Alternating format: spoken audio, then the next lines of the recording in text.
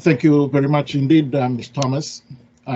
Distinguished colleagues, participants, the Assistant Secretary General, and our colleagues from the bank, on behalf of the Undersecretary General Undersecretary General for the Department of Economic and Social Affairs, and the High Representatives for least developed landlocked countries and small island developing states, I would like to welcome each and every one of you once again to this, the fourth session of our technical webinar series, where we are now trying our utmost to discuss the possibility of recommending to the General Assembly, as it requests, the possible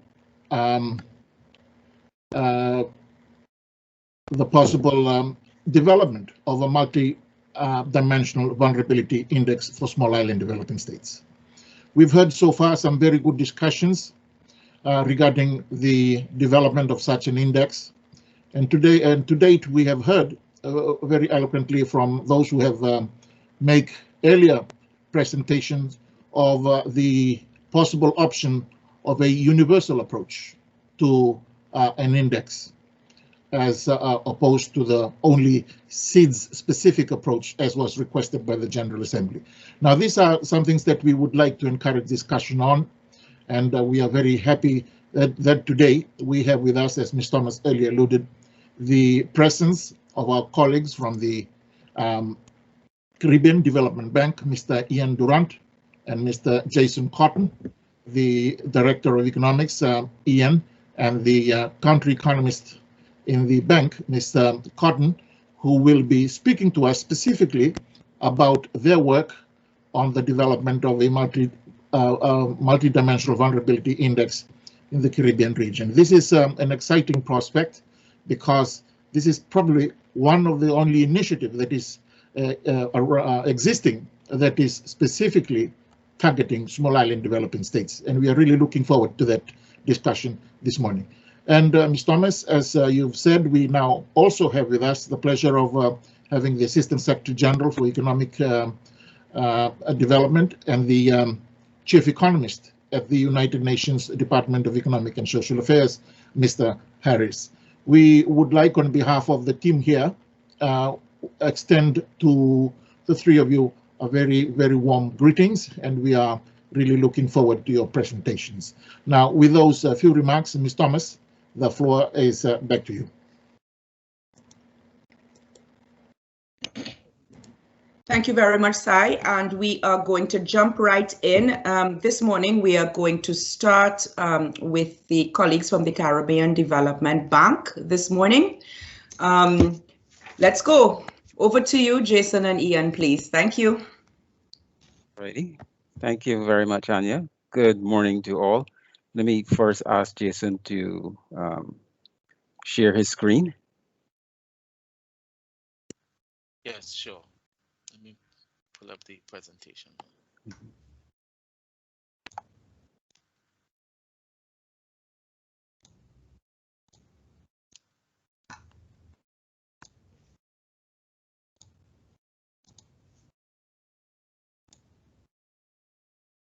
Good. Alrighty. Yeah, so as was said, my name is Ian Durant. I'm the Director of the Economics Department here at the Caribbean Development Bank. And first of all, I want to say thanks to the UN for arranging this very important technical webinar series on vulnerability, and also for inviting us to participate. And we're very happy to be here. What we're going to do is that we're going to share with you the state of our research on the Multidimensional Vulnerability Index. But I should say that our initial foray into the world of vulnerability indices goes back more than 2 decades. But this recent incarnation, the Multidimensional Vulnerability Index, was published in a working paper that is available on CDB's website since 2019. That paper really provided the catalyst for further research on the topic, which we will discuss in more detail today. In today's presentation, we aim to provide you with information related to the measurement of vulnerability in CDB and how it is being applied, how this measurement is evolving as well, and the rationale for the changes, as well as preliminary considerations on an expanded design for the Multidimensional Vulnerability Index. It should be stated that we have an economic vulnerability index, which really should be distinguished from our multidimensional vulnerability index that currently has a role in the allocation of the bank's concessional financial resources. In CDB, the Special Development Fund is the single largest source of concessionary resources, and the distribution of these concessional resources is really a two-step process. In the first step, access is based solely on per capita GDP. And at the second stage, resources are allocated on the basis of metrics that include the Economic Vulnerability Index score. Now, the ongoing research on the Multidimensional Vulnerability Index explores how this metric could really take a strategic role in CDB's operations, inclusive of, but certainly not limited to, replacing the Economic Vulnerability Index as a component of CDB's financial resource allocation framework. And among other things, today we will also share with you the preliminary framework for the updated and revised Multidimensional Vulnerability Index. And we are very much looking forward to your valuable comments as we seek to further refine this methodology. What I'm going to do now is that I'm going to hand over to Jason, who will provide some more details in a brief presentation. So Jason, over to you. Yes, thank you. Thank you, Ian, and thank you to all of the participants. Good morning, good afternoon, good evening to everyone. Thank you as well to the UN for inviting us to share a few thoughts on this very important topic. So the outline of the presentation is relatively straightforward. I'd begin by setting the context by discussing CDB's mandate. Then we would shift to the measurement of vulnerability, both the Economic Vulnerability Index as well as the Multidimensional Vulnerability Index. We'll speak a bit about how we hope to apply this index, both the current application and the possible potential applications. And then we would end with some takeaways. So to set the context, the Caribbean Development Bank, we are a regional development bank established in 1970, and our mandate is to contribute to the harmonious growth and development of our member countries in the Caribbean region. The purpose is to reduce poverty and transform lives through sustainable, resilient, and inclusive development. And CDB fully embraces the Sustainable Development Goals and is working to achieve their attainment for the people living in our borrowing member countries. In the year 2020, the Caribbean Development Bank celebrated its 50th anniversary, and we utilized this time for a period of reflection, for strategic positioning, and the research on the Multidimensional Vulnerability Index, as Ian mentioned, the one that is currently available on our website, that was completed in May 2019, in the months prior to the 50th anniversary celebration as part of this broader repositioning that was occurring in the bank. So we utilized this 50th anniversary, as it were, as a convenient opportunity to revisit several things: our understanding and measurement of vulnerability, as well as our purpose and the strategic plan, as it were, for the bank. So the new strategic plan for the year 2020 to 2024 defines a new business model based on a more holistic or integrated approach to development, geared towards transforming lives and built around three strategic objectives. The first is building social resilience. The second is building economic resilience. and the third is building environmental resilience. Now, why is all of this important? It's important because it provides the context that helped to inform the design and the framing of the multidimensional vulnerability index. And the index was really designed to align closely with this renewed purpose and objectives of the bank, and really to reflect the reality of our borrowing member countries in a more strategic way, in a more holistic way. So we move on now to how we've been measuring vulnerability. Just to get a few basic concepts out of the way, we've been discussing a lot about vulnerability. There are many definitions.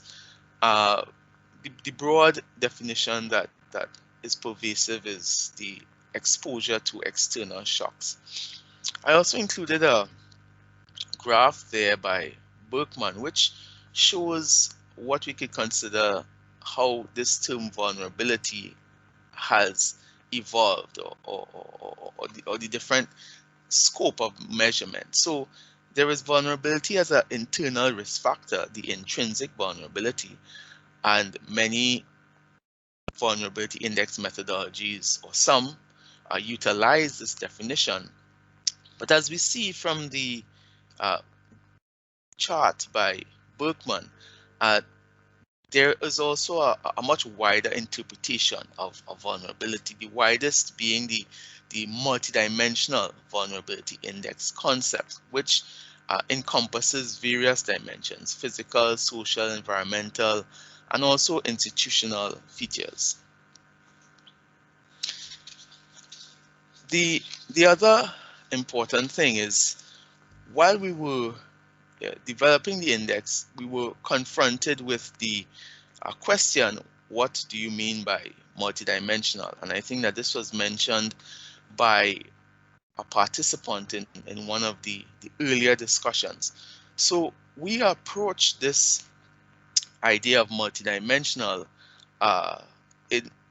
in several ways, through several conceptualizations. The first is through the sustainable development lens, which we're interpreting vulnerability in the economic, social, and environmental ways of looking at it. That's perhaps the most conventional approach.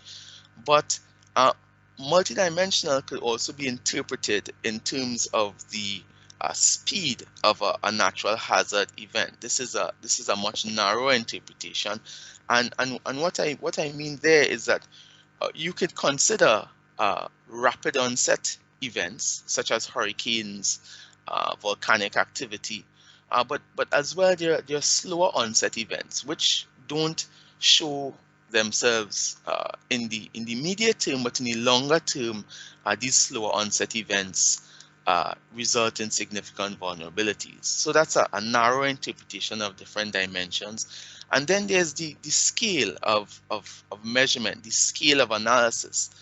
Vulnerability can be assessed at different scales, and the scale of analysis will influence the perspective on how you analyze vulnerability. So for example, some indexes look at vulnerability at the macroeconomic level, others look at it at the sector level. Some look at vulnerability at the level of the individual and the household, and the various dimensions, etc. So in the multidimensional index that we tried to prepare, we sought to include some of these aspects of multidimensionality when we were seeking to design the index.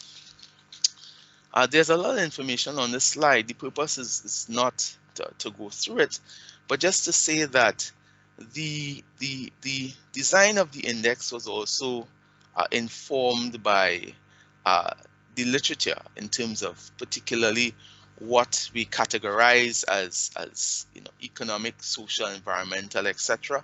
And that as well helped to shape the selection of the indicators and the choices of some of the categories that are included in the index. So Ian mentioned before that the work on vulnerability has a relatively long history. It started in 2000 in the bank, and since then we've had several iterations, the most recent being the Multidimensional Vulnerability Index that was published in 2019. And today we'll also be speaking a bit about the work that we continue to do in revising that index. And really, it's based on three basic criteria. We want it to be simple. We want it to be very intuitive in terms of its understanding. We want it to be comprehensive in terms of the coverage, and we want it to be comparable in terms of the indicators, being able to scale them up, possibly to include other countries. This diagram or chart here shows some of the indicators that we utilized in the 2019 version of the Multidimensional Vulnerability Index.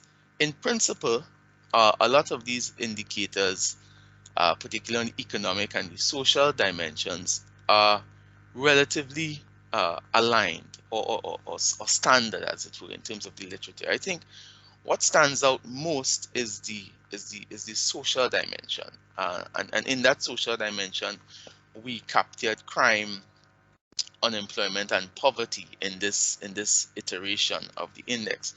And what we were trying to measure or capture there is the differential capacity of groups and individuals to deal with hazards based on their position within the physical or perhaps the social world.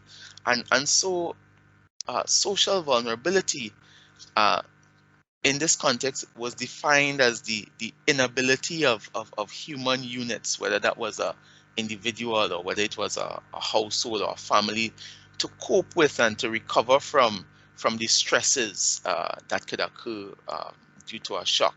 And there could be many factors that could influence this social vulnerability. The person's access to resources, whether that is knowledge or technology, political power, representation, their physical disabilities. And we know that the causes of social vulnerability are really explained by the underlying social conditions, which can be removed from the initiating shock or the hazard. But I think for us, what's important is that these underlying social conditions can contribute to exacerbating the effects of a shock, and really this helps to cause the effect of the vulnerability to be even more pervasive.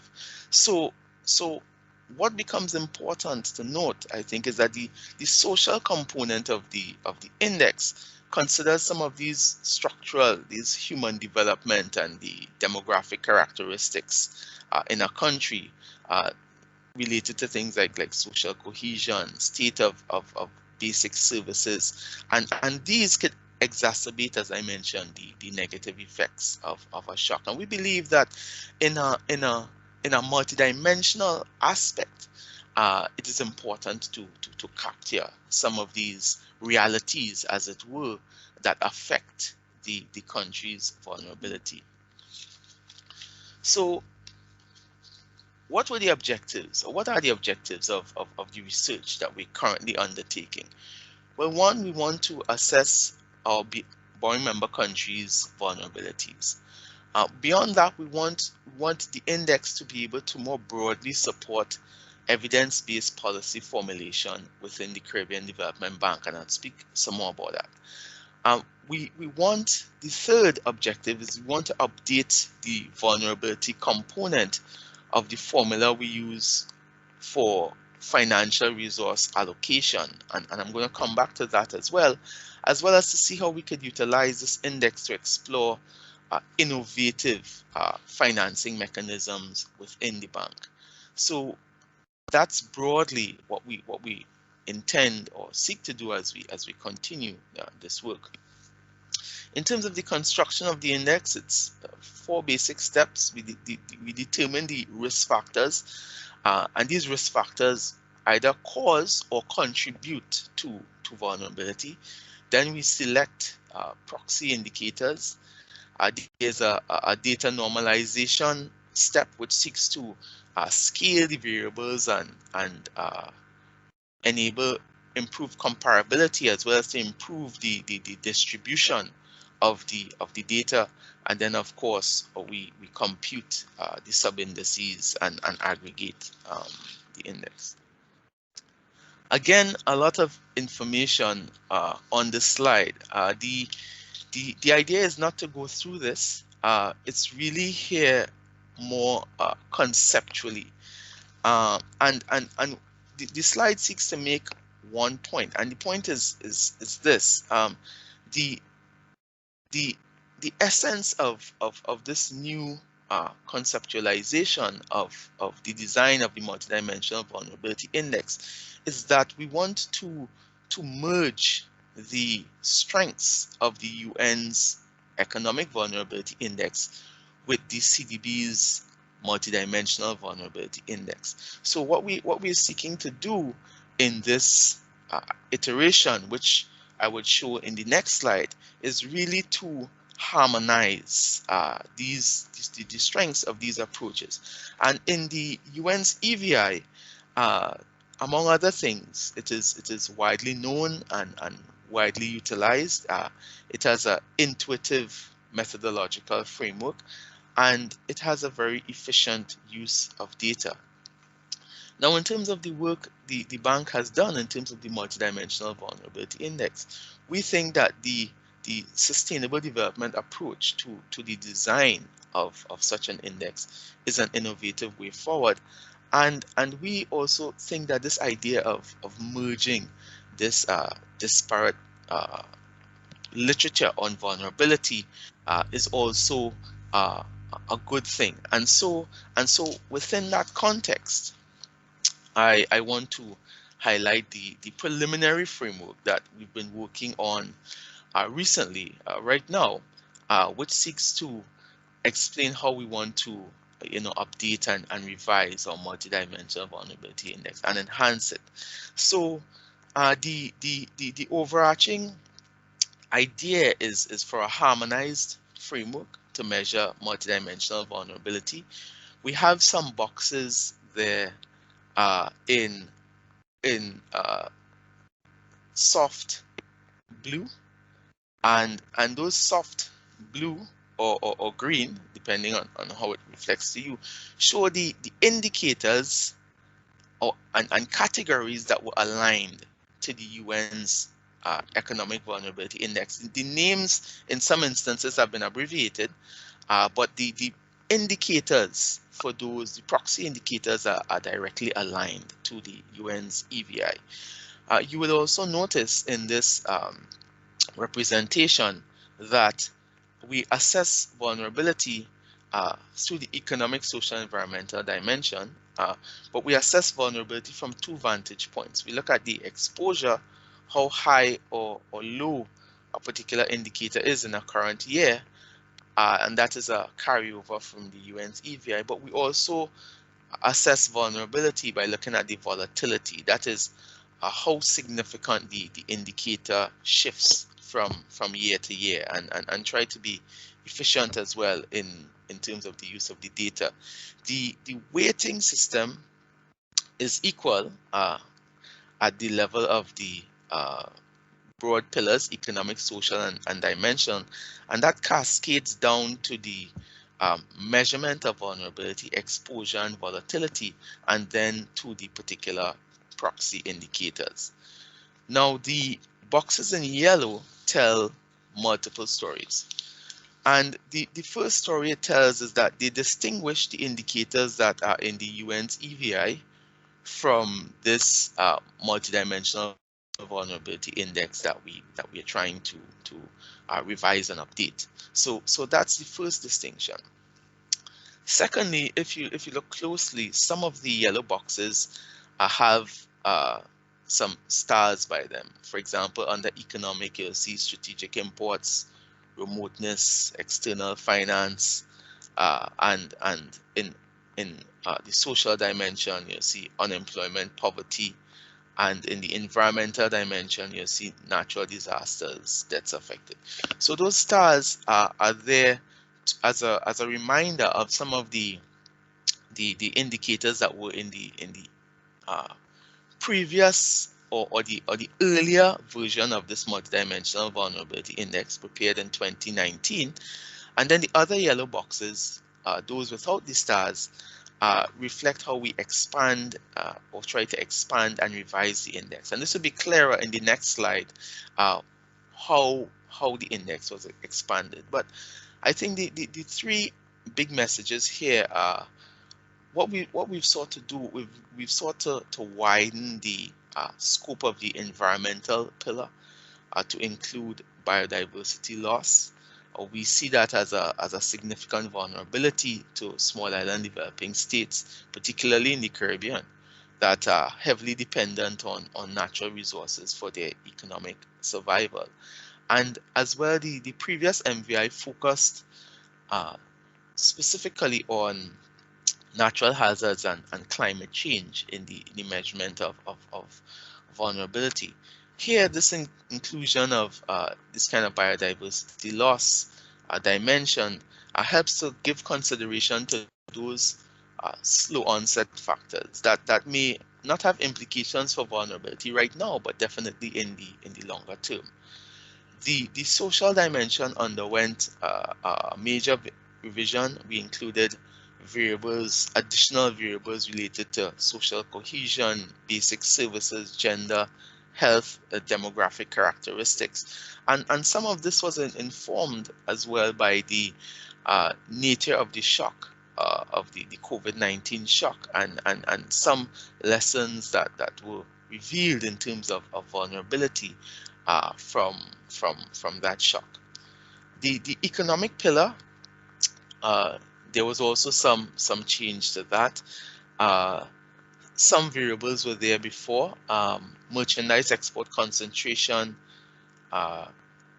remoteness, those were there before. But we added some external finance was there before as well.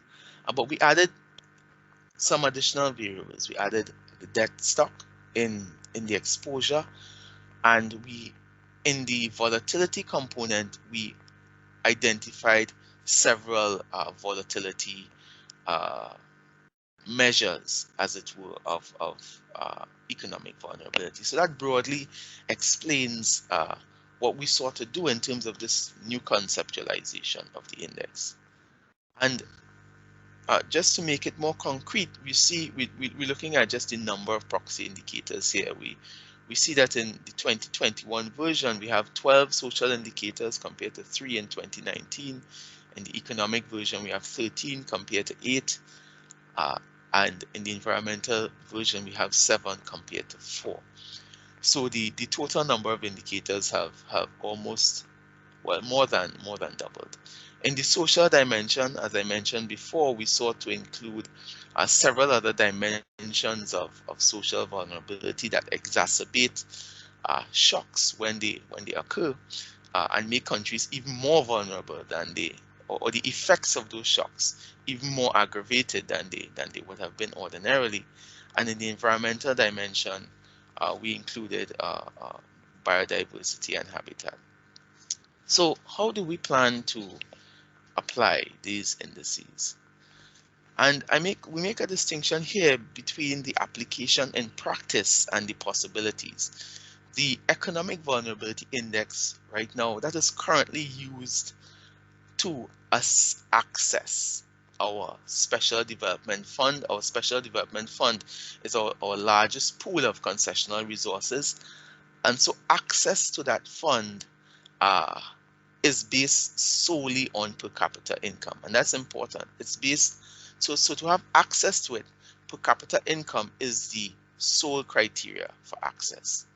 Now, once a country has access, then are concessional resources allocated using a number of metrics, and the economic vulnerability index is one of the metrics that assesses how resources are allocated. But access, again, is determined predominantly by per capita income. In terms of the multidimensional vulnerability index, we see a more broader and holistic view of how this could potentially be applied in the bank. First of all, we think that in terms of the preparation of our country strategy papers, the multidimensional vulnerability index can inform that process. When we're doing our policy-based loans, many times or all of the time, these loans are supported by analytical work and evidence that undergirds our choices of particular policies and sectors, and we believe that the multidimensional vulnerability index can also have some utility there. In terms of our functional and operational departments in the bank, as we conceptualize projects, as we seek to engage with our borrowing member countries, we also see that this multidimensional vulnerability index can have some benefit there. In our corporate results management framework, there are also some initiatives underway, and I think some initial steps have been made to see how some of the proxy indicators in the multidimensional vulnerability index could as well be used in that way. And of course, very importantly, it could have utility in terms of determining either access or allocation to our concessional resources, special development funds. So the point here is that we see a very broad range of applications for this multidimensional vulnerability index, including concessional resources, but for the bank, much broader than that as well. So as I close, there are three main points I sought to make in the presentation. One is that the MVI provides a holistic perspective on exposure to risk. Our approach seeks to consolidate this diverse vulnerability literature into a composite index that we think is well suited to the mandate of the bank, relevant to our borrowing member countries, and diverse in its application. We also think that it supports evidence-based policy formulation. We believe that both inside the bank, our borrowing member countries, and perhaps even broader afield, they could use the multidimensional vulnerability index along with other available information to support evidence-based policy formulation. And the MVI also has a potential role in the CDB's financial resource allocation framework. And pending the completion of this research, consideration will be given to how the MVI can be used to improve the allocation of financial resources. So I thank you for listening, and we will be here to respond to the questions that you have. Thank you very much. Jason and Ian, thank you very much for an excellent presentation. I have thoughts, and I'm sure that the audience will have many questions and comments for you. So please stand by for those. We're going to move immediately to the next speaker this morning, and that is Mr. Elliot Harris. He is the Assistant Secretary General for Economic Development and the UN Chief Economist of the United Nations Department of Economic and Social Affairs. I'm sure many of you are very familiar with Mr. Harris. ASG, over to you, please. Thank you. Thank you very much, Anya, and thanks to Joseph and Ian for that excellent presentation. I think it was a very lucid exposure of the different facets that a multidimensional vulnerability index can and perhaps should cover. Thanks for the opportunity to share some thoughts with you today on this issue of vulnerability, of the SIDS in particular, the utility of a multidimensional vulnerability index and how this could help or hurt in the effort to build back better. Let me say at the outset, I'm going to be quite blunt. I'm not going to pull any punches. I think this is a very important topic, but I feel that a lot of the debate around it seems to indicate that there are certain expectations that might very well be disappointed. And yet if we spend an undue amount of attention on those expectations in certain areas, we might prevent ourselves from getting and drawing the full benefit in other areas. Some of you might find this a little problematic as an approach. I apologize for that. In advance, it's intended just to spark an honest and open discussion as we go forward. we all know that this last year has been particularly difficult for the small island developing states, and it's exacerbated and highlighted all of the vulnerabilities that have plagued our countries for so long. And there's never been any doubt that the SIDS are indeed particularly vulnerable on a whole range of different fronts. Small size, distance to markets, undiversified economic structures with over-dependence on one or two economic sectors. And let's not forget the brain drain as well. And then, of course, we have climate change. There's no other group of countries more exposed or more vulnerable to the effects of climate change.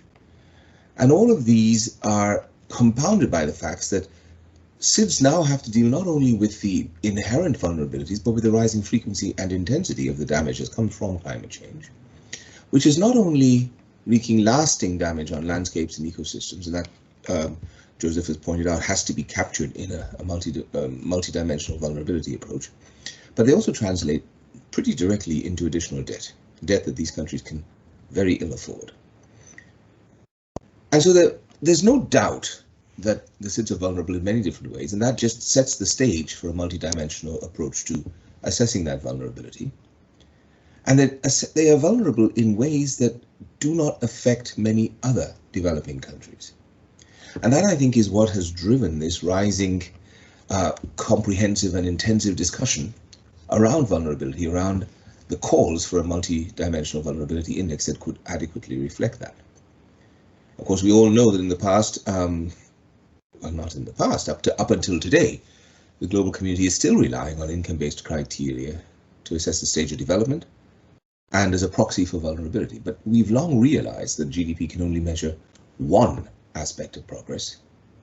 Now, with the advent of a sustainable development agenda with its three interrelated dimensions, we better understand the full extent of GDP's shortcomings as an indicator of progress in all of the areas that are really critical for sustainable development and important to people.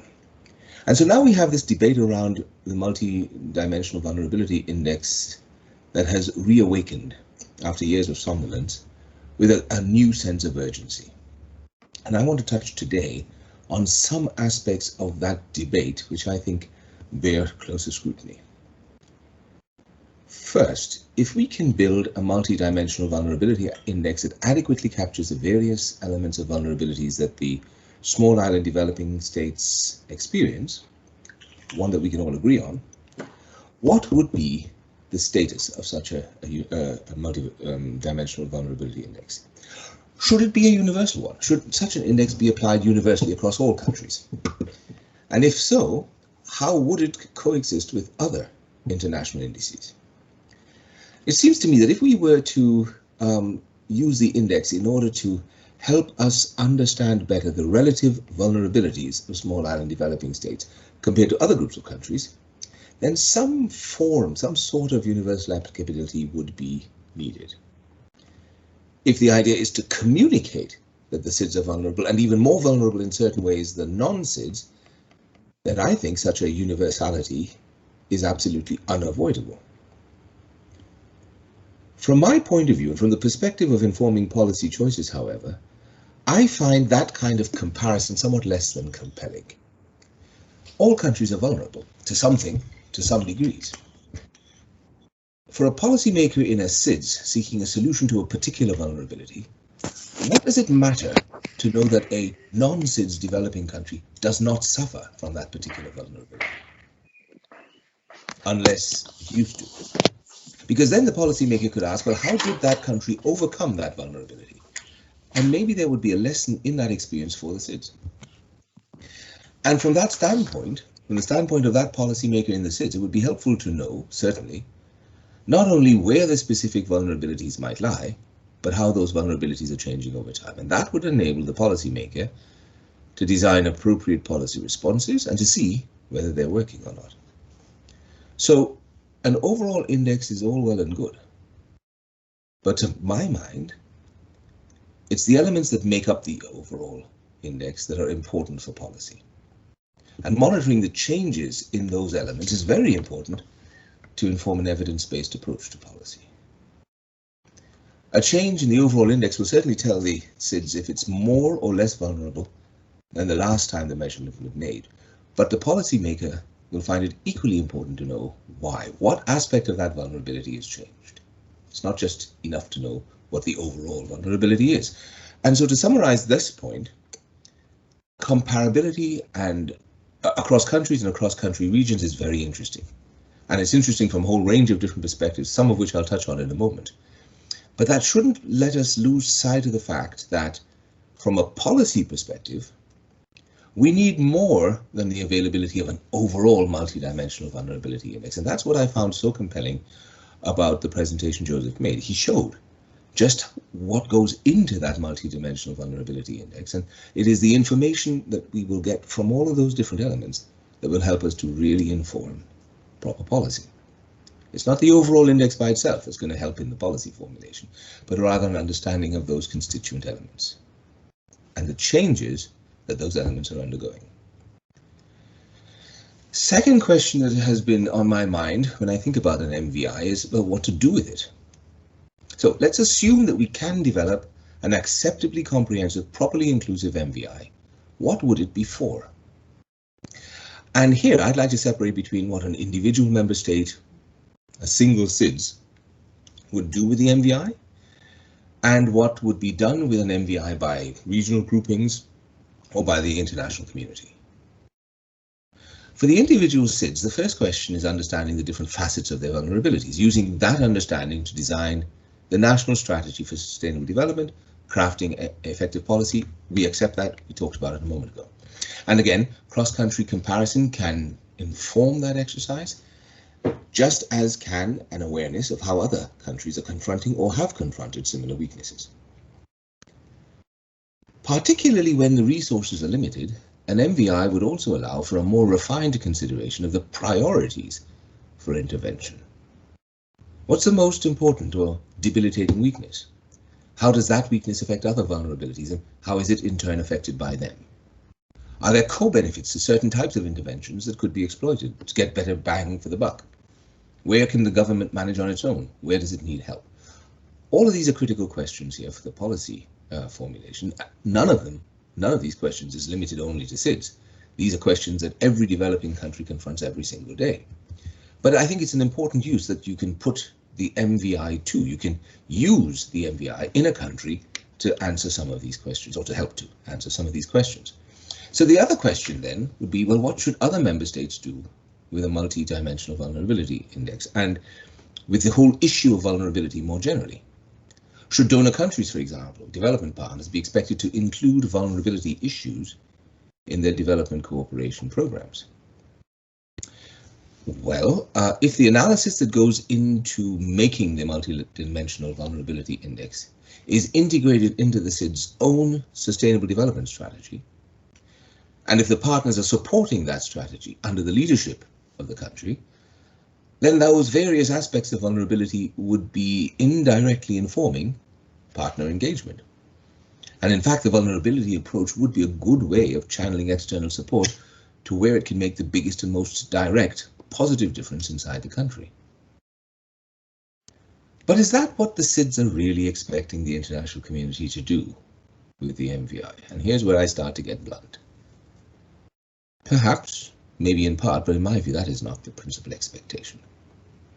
The principal expectation is rather that by accepting the fact that they are vulnerable, the partners of the SIDS will alter their support and make concessional resources available to SIDS which they don't presently all have full access to because of the GDP per capita eligibility cutoff.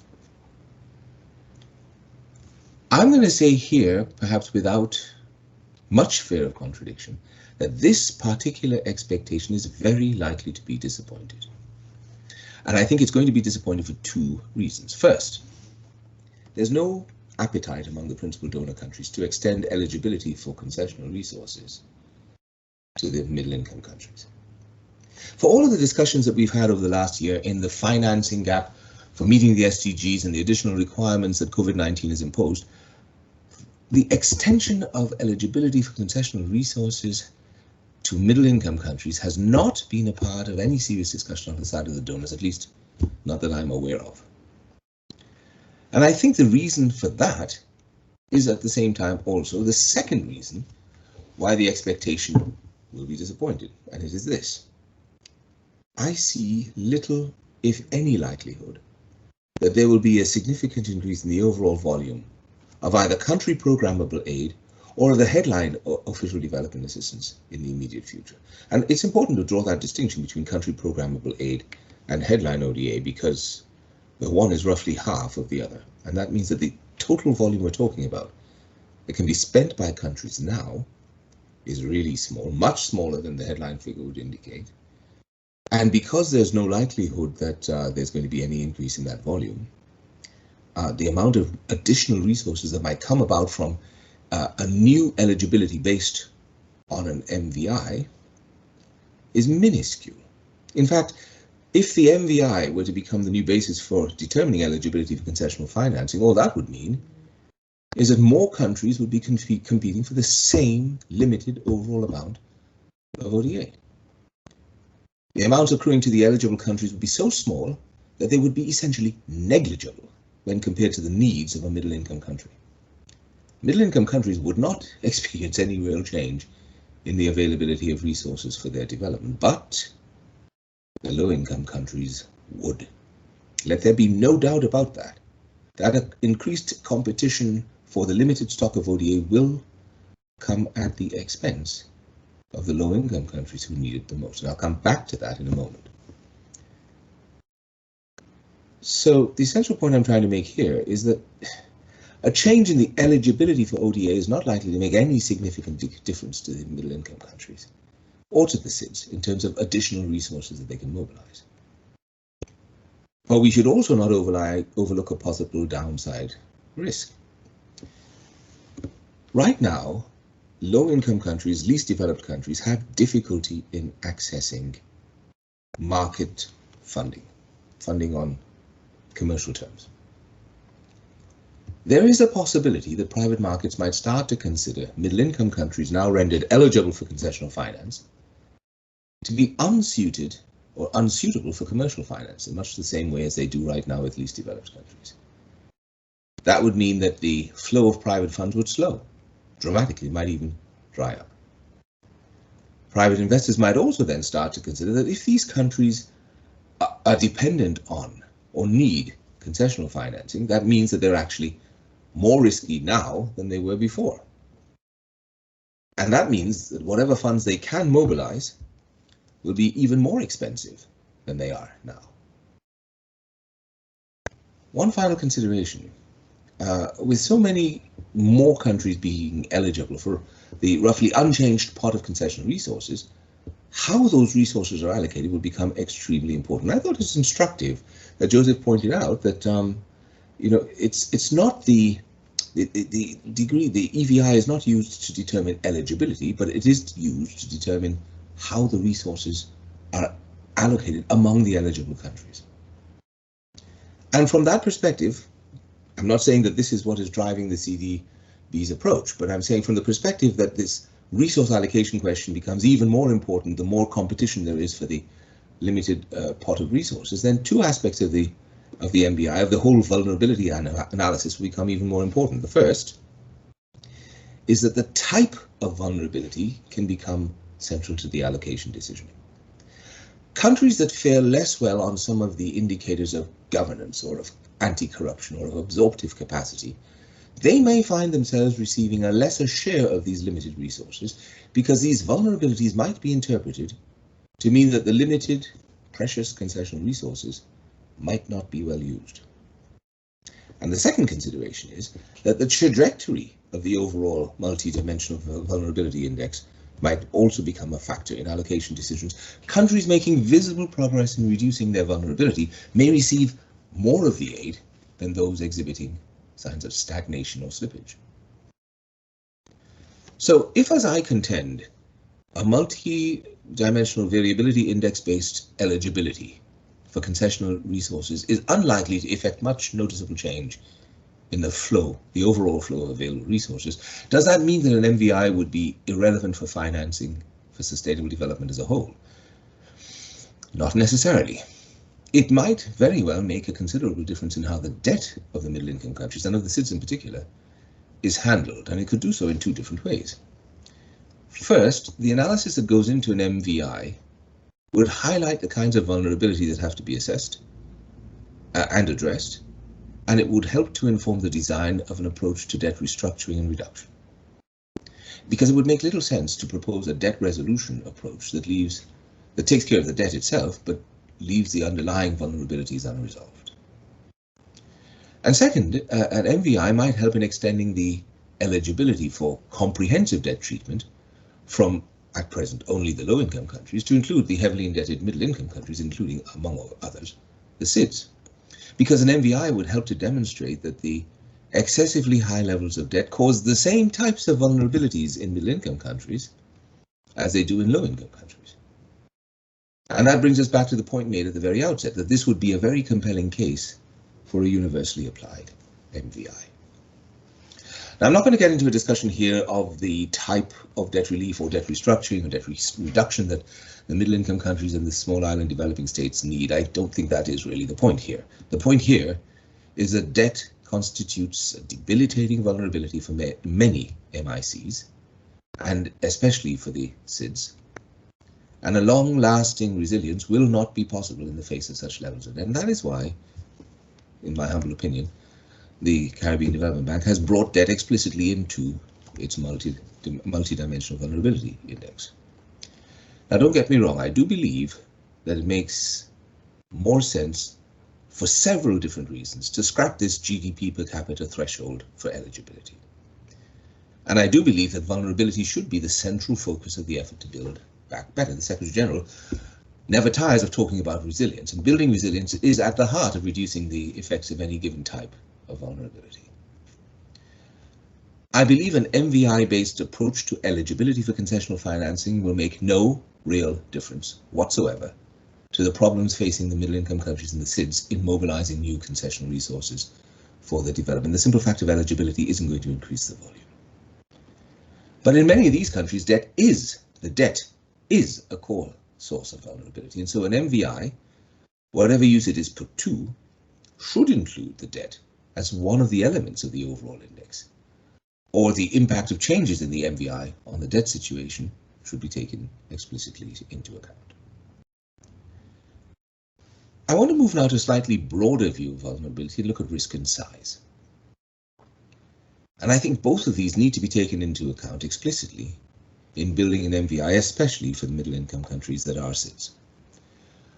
One of these areas is risk.